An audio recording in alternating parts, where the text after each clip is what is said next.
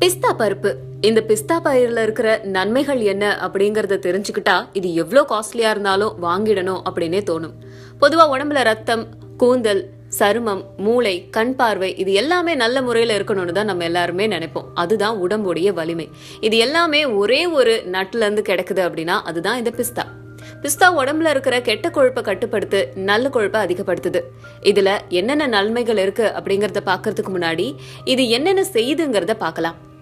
உடம்புல தேவையில்லாத கொழுப்பு தன்மைகளை நீக்குது, இதயத்தை பலமா செயல்பட வைக்குது, நீரிழிவு நோயை தடுக்குது. பிஸ்தாவில் இருக்க 60% பாஸ்பரஸ் டைப் 2 நீரிழிவு நோய், அதாவது டைப் 2 டயபெட்டிஸ்னு சொல்லுவாங்க, இதுல இருந்து பாதுகாக்குது. அது மட்டும் இல்லாம பிஸ்தாவில் பாஸ்பரஸ், புரதச்சத்து, அமினோ அமிலம் இது எல்லாமே இருக்கு. கூடவே குளுக்கோஸ் தன்மையும் உடம்புக்கு வலிமையை கொடுக்குது.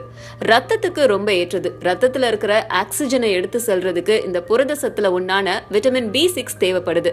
இந்த விட்டமின் B6 பிஸ்தாவில் நிறைய இருக்கு.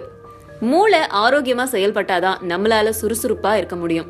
விட்டமின் B6 மூளைய ஆரோக்கியமா வச்சுக்கிறதுக்கு செயல்படுது. ஆரோக்கியமான சருமம். பிஸ்தாவில் இருக்கிற விட்டமின் E சருமத்தை ஆரோக்கியமா வச்சுக்குது.